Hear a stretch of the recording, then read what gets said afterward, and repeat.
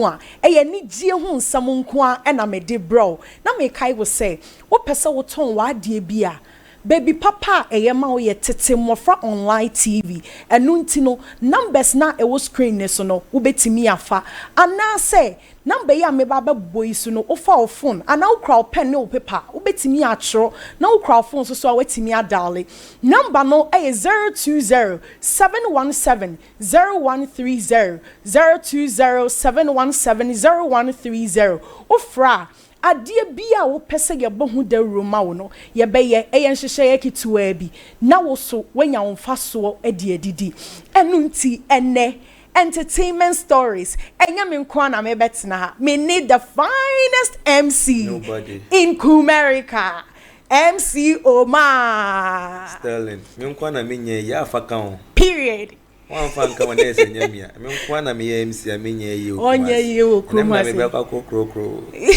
eni je die no nkwa eni je die no nkwa ena ye first story eye abranti aye friend show boy be 2017 ye hu ne story bia na nam social media ne so e che say owo amanone na woni na damfo bia nyam tawantawa na ode sekan awo na damfo no na nipa na ode sekan wo no ne ye friend junior ne so ye nipa na oben shatawale ni e ka say junior ye shatawale adamfo enti 2017 no eye sekan ode kwa wo junior ye hu se odi kwota koniaba later on yesade ni kotu aban kukum for 6 years and ye obi nim kwan a eya brante show boy betena Ghana ha se ya se wote ya se na ye delay show so no o ma ye hu se ono anka samponi ama ne trial bi se nka wo de benenam krom kakra na ono afa ho wa adwane ya betena na chese America ne de onya nko bie mu aka wo Ghana ha encheye eni ehu ni video bi a enam social media ya subi abefo ntentan fidie no so na obi de camera kire ne so say show boy oh wonte Black Sherif album wonte ya na fun bi a wo ka kire won mo no yen konkɔ hwe video no emra about Iron Boy album papa ale fa Jimmy fi kuma ipo mo bi ada no oh yawa about Iron Boy album papa ale fa Jimmy fi kuma ipo mo bi ada no oh yawa about Iron Boy album papa ale fa Jimmy fi kuma ipo mo bi ada no oh yawa about Iron Boy album papa ale fa Jimmy fi kuma ipo o se film so come me promo ma obia wonim site o se me ma me promo ma obia na ono ankasa kwa kobo show okobo show no adie sei na nkrofo a allegedly ye nya hu specifically say yampa eye Black Sherif fans na emomu no nkrofo anasa ne nam social media ne so no e kire say eye Black Sherif ne fans e de pepper spray agu show boy ani wa bra okobo ni show enti video so wo hono ma JB ebebo ameyahwe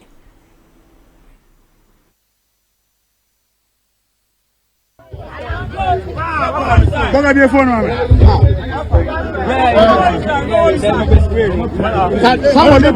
Papa spray, Charlie.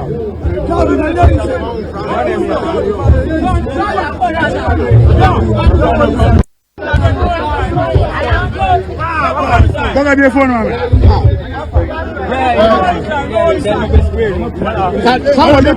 Papa spray, Charlie.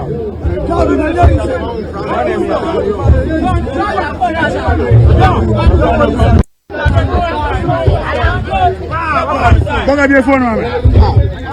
We say minim say it's for tick for tattoo say then you Ibiane say o ka on junior USD allegedly and no need this kind of no but only obi wo beef na say asem to na automatically say the adventure was on why oh but like see we call blogs everywhere or no they are saying say or stabbing na down for no and to kwane see I say me no konto kana we are the fan no we show boy fan no credit ye ka no credit ye ka na nessa about fan asem no credit da ho a ne yaka e before mpe no credit me ne wo kuna so nsa be hye me no asem meka wo ani sana nto kwane koye enti oni ni wo beef twema mentwe ana ade akye ti say junior USA enti automatically ho ne kun no oho sana asem ne tie ne se wo ne kofa ase kan ne wo ne kun no ba oni obi wo beef anase ma beti won ni say twen na behu na sa ade echi na se wawu a ho ne kun no there be ento kwani mu no aha maka cho say twen na behu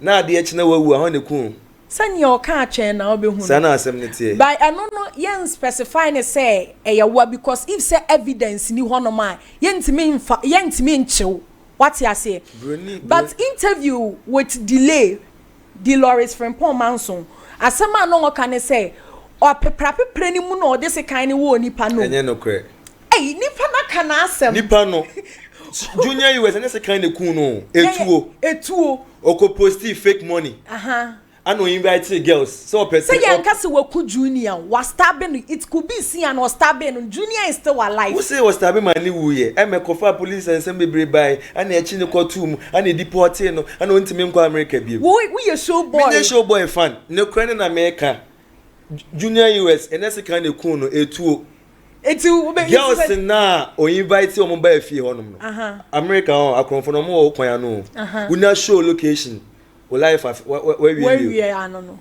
inti say American celebrities ne kwa no baby o wait say ahana Beyonce ti ahana untimi nyom location da if say akonfo no mo around no mo pretty the bia system ne ye adwuma inti junior US mistake o here ne say o ko posti fake money is kind of na real na fake and o ko posti to ne start show the location and say ono an kasa say invite girls says ka be fint omombra nti girls no mo ni akonfo na ye Roberts na ye one so Charlie we are famous is kasi na one feel nti ye be dikan akoho ti ye dikan akoho na ye bibia na maba sana de ne koye ti one girls ni je na ha no bi be no ke ti girl ba ko ye say okobie gate no obi e na nkofo ni bowrem pow no mo temps kan koye ti omo dis kan pie na girls ni sa ato awo mo enti meba say enye se kan na show boy the war junior na ma ni wuye na that means say or this kind of one we onya treatment man ho to na ansana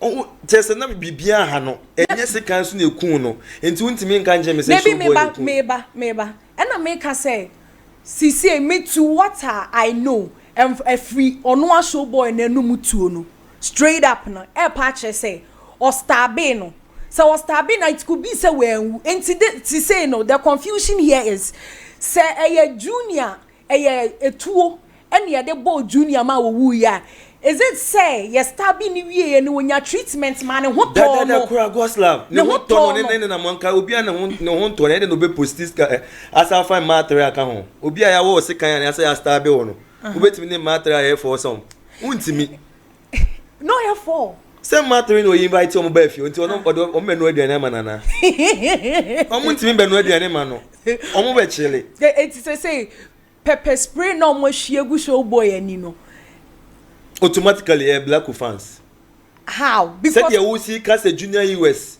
no ni wo beef until we ye na show boy no sanso na asem no ko kan ni nti no man ni sa automatically black fans na yes ade no ana so heavy video now voices na na we chi to say ye ni aye wasa no so next we di black atem bi ma so what that smati akoye no kede no hu say black fans sa Sarkodie wo Chris Wado wo nkofo bebro no mo beef medical money na why ntina black nkwa no say the fans no mo hwe pepper spray no go nani e bi say ote kwa ka say like ani ntikwa na wo so yes a no bi o beef ani e bi kwa nya black okra na makodi bone na hye no e bi kwa na black okra ni beef but fans no sometimes they cause a lot twema mentwe na we na ye wo bi sikan nipa kokko na mo ku omo ho no kra no omo say na mfo one central region guy bi was it last 3 years or last me fans 4 years ago guy no fans sa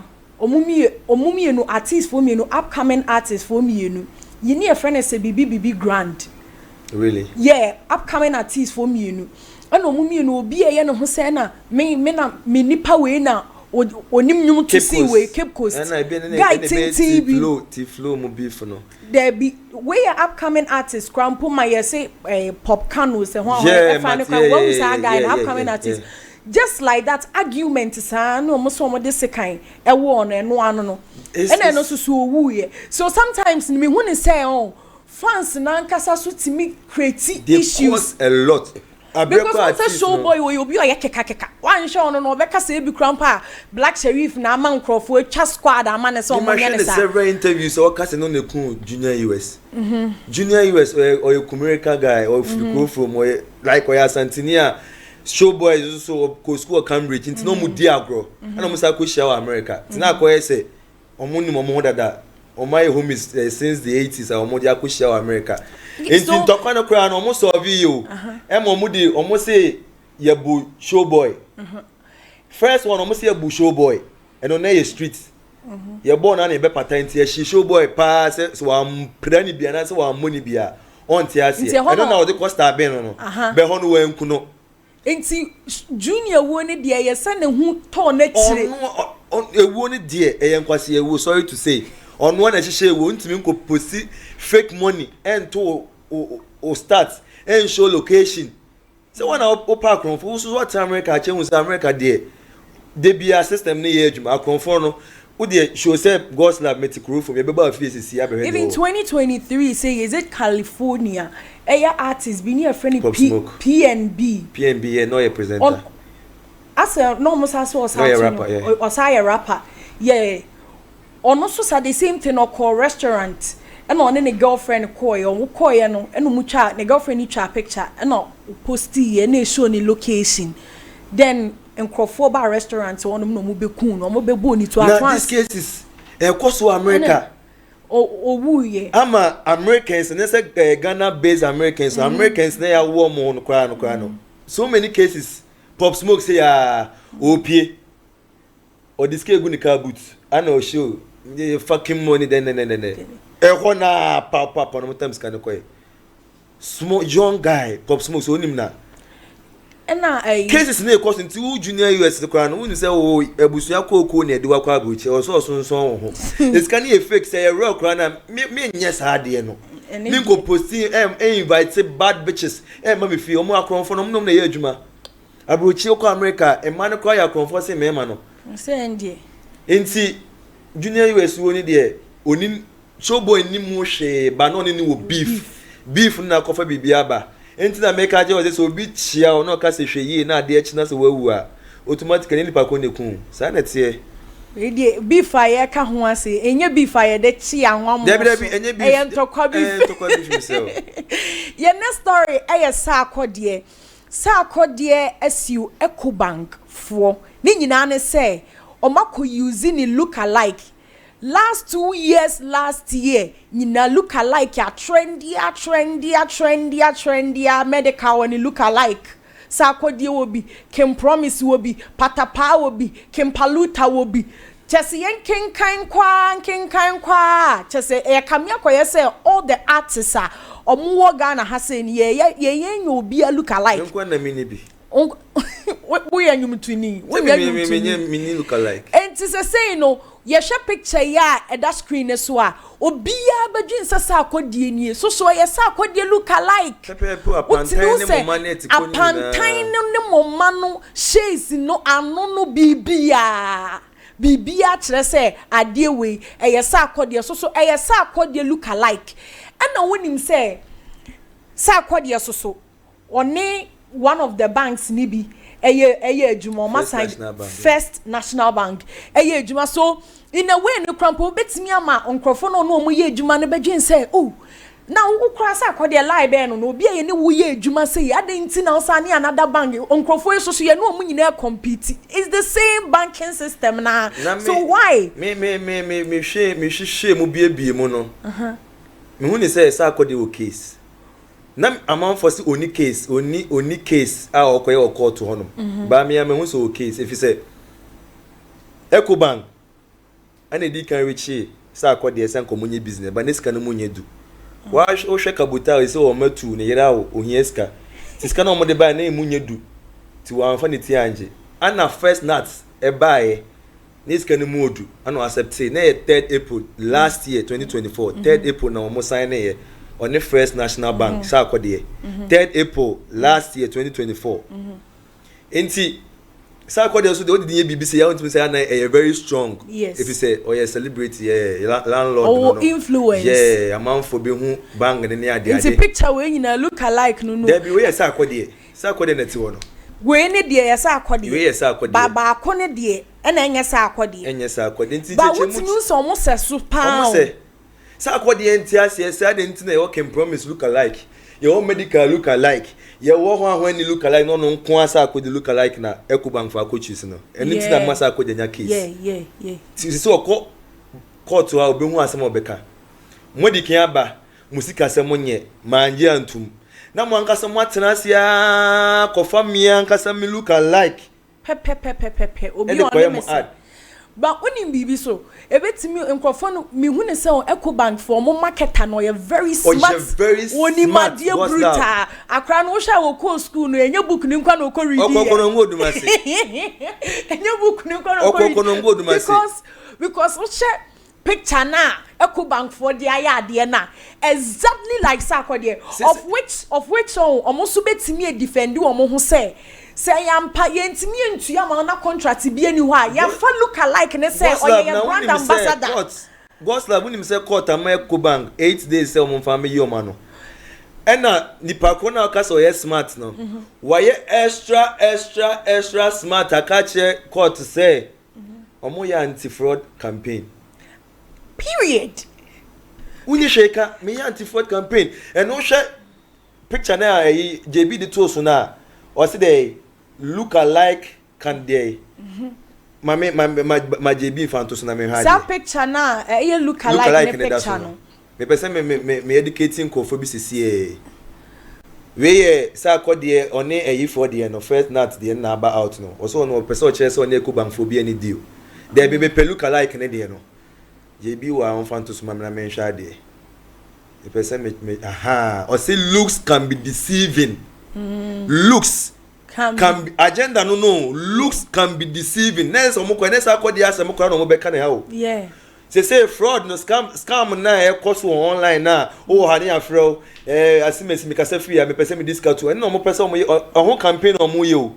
Enti obi betimi afro say bia God's love me kasa free Ecobank na ye promotion ye pese obo we maye na nke ye seni wuska ni na omo anti yi na omo ye fraud campaign omo ye ye enti me so enti na me kasa on eye Ecobank from betimi so de agina kasa fine ye free won wantimi like ye ntimi no wan ye adwuma ye ntimi meet you target the kind of money that are now open ye nya any akọ obi honom of which the person looks like you ntini ni enko twa ni ti ana because of say one wo senti no say when your contract any kwan say o sign what they say Sarkodie nya right free say henti hoso betimi am so wi ni case no because say o money ono personally na akọ contractor enye wo image eye obi foforo enti nipa ne se wa nipa ne nanim ne ye surgery sisa plastic surgery sisa nanim mo ana say den Sarkodie problem ne say I didn't know look alike no more doso. You can promise ho.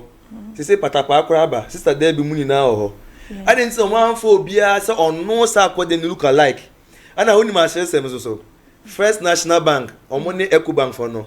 Competition kese power muntem. And when him say Sarkodie so ntimi nkyere Ecobank for no omonye. I know they were right. To send your moon to me for Sarkodie so money or munye adwuma. Sa so na Ecobank for so no they don't need any approval from Sarkodie. See ane Michael me pacho ye they will look alike ye. Right now the issue here is Ecobank for any Sarkodie any contract. The contract here is the look alike and they are using the look alikes image. So what's the problem here with Sarkodie? I don't get it. Only problem they say I didn't na man ko for bia look alike no Sarkodie na mudi kande we ni brand na o si musika so na ma o bounce agreement. And Ecobank for so mum pepper tapa look alike or mum medical look alike or mum pecking promise. O munim di o mo ye. If say Luna say when him say adwuma bia you need to be smart. Do you know something? Uko school on here advertising and PR on. You say you need to be smart with your competitors. Enti so who say nanka Sarkodie na your targets. And omanya Sarkodie they are being smart with competitor. That is the bank. Look alike. And that is their choice. And the look alike and also your choice. Your choice. It's you choose say yempe patapa look alike, yempe can promise look alike, yempe medical look alike, yepe. Sarkodie look alike into a contract of which Sarkodie don't have any problem. Like I don't know the reason why this issue needs to be long to an extent. Say on by your ways, yes, because it's not you. And you look alike no money no work contracts, not you. If said in a way no more person no unya contracts and enya maswa. And you know Sarkodie management almost say me who to be frank me who picture na me call Sarkodie. E bet me bri amanfo ani so say Sarkodie. Ana only me nya adwen. Who na nim say Sarkodie. Only problem no say e bi kwa nka mo fa can promise look alike nkoye. And as a monfa other lookalikes ni be fan koye sa project no. I didn't know no Sarkodie na mo de we ni buy na wo botu gu ye no. Me look alike ana mo de ye mo ad. Na say munim de mo ye. You can be smart, but want to mean that show be image. Listen, we're saying Sarkodie case. Okay, so right now, the issue is some more case tarnishing image like how right now one kasa Sarkodie first one is a lawyer no very good at first. Sarkodie what Gia to me said the image there is not you Sarkodie. God's love, can I ask a question? And secondly, Untimi enche Ecobank for what to do, the kind of people are among finding ambassadorial deals. Number 2. 3. That is the face of the guy. Obia wo baby and inshire freeba. Ayen nani monyam na apie. And also many monyam that is in the face on and on quiet plastic surgery. So a person Sarkodie na tanishe Sarkodie image. This face is specially made by God, of which this man is going to benefit from the face. That's it. Period. God's love. Akoye odasu no ni about the same. Yeah, did you need bread on a koto chapter 2000 or turn them for 1 week? At the volleyball in a hand and a half week. Didn't know Koya. So on one person was Sarkodie. Let me tell you something. Let me tell you something. And then Mamma Bebre Crum and your non quana, Mamma Bebre said that talk a some more person when you but you need if a form has say it's way as some went on to be that. If I be an aya, Fanessa or your God's love, or your gospel musician. Ana when you look alike, ni bibia to sell. Na motu omunyi na to sell. Ana wakoman so and you know so number 2. Eso okobosho in the name of you. What ye be yode? But to be the rate at also 50 Ghana, 100 Ghana, and they are also now no who ni mu hill. But who look alike na I had to sell na oba. Me it's gonna be something. Because when him Kimpaluta, ye bisa Kimpaluta question be say, Ken, men who send crop for so look alike no more tone, you know, see in a way they are promoting my song. But when him so bro chow, you will Drake look alike. One was it Drake look alike? Let me land. Drake when he look alike, Rihanna when he look alike. So the issue is, so you look alike her. Who bet me the ayenya bia wo per bat too, meba. But untimi mfane nyomo nko perform wo stage of which a honomo die. Sarkodie tie. Eno na e bia artist no emfa ne ho, and on see you any look alike bia. But se look alike bi fa wa wonyom sheda the bo stage at the tent besisi honom e pick up platform. No, the bow add the tickets from people. Artists no right to so see you sani panel. But apart from that, nani panankasa look alike send me to an ebia me say. Debbie. Na me say bia me fan say. For sure. Listen. One episode. Na me fan say me say JB ya. JB ebe ma won't mean say be man nyi. Ntafo baba ko be. Me me akua don kwa de. Wo de meba. Wo de meba. So this the situation here. And to say apart from some me using artists ne nyom, e dia ba be ye bibi. Na se me ankasa me wo honom ni yes God's love me pese me no wo ye adwuma say na nya artist ne nyom I have full rights because when your plastic surgery say me dey ba ji obi face and say you this is naturally made so, of which the guy is getting money from it into no on giant and say into say one more patch say like this one this issue, one to me I think Sarkodie will lose. Sarkodie will case because only case issues now cause between First National Bank and Ecobank no Sarkodie can ho e omumi ensa the mekano Ecobank ne di kan buy we nya nsika asemonye ana first nut e buy ana obefai ti say omo competition e more than pa between the two banks that hey ana say akode na ye baako brand ambassador for first nut me boy yes internet na say akode o se ono no onti a say manya lookalike bia say ono kwanu lookalike ana mo choose say mo de ye anti fraud campaign. And the answer is you can't tell Ecobank what to do. Edru quarter you be say you can't tell Ecobank what to do. You know, and as say any person and you say artificial, you're real human being. Say because you artificial, ben kunu do te bare ne ho. Obede star na bia see ya dark isia no wo hye no asom na no kakara na ehune na yesi. Eti won ko bleach ya. Na mo so ya chen na ti ko na makakara enu bia ye ko dru court ho a but guy no what like oh you very smart. But when him say who am physical so a differences vast differences. Who somebody be Mr. Drew. Oh, say look like who somebody be no. Ko perform here. Obi enim say Mr. Drew na eba.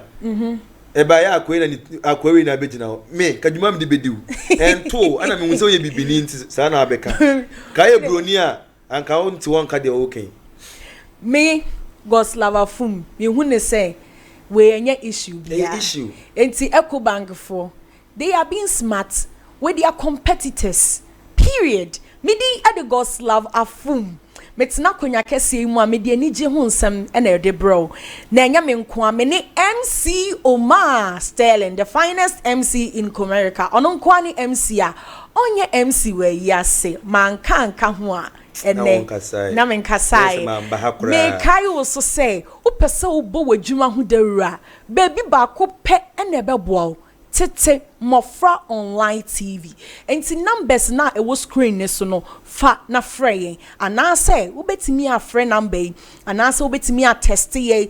0207170130 0207170130 midi adegos lava fum si de midi kan e kan no dada no makramo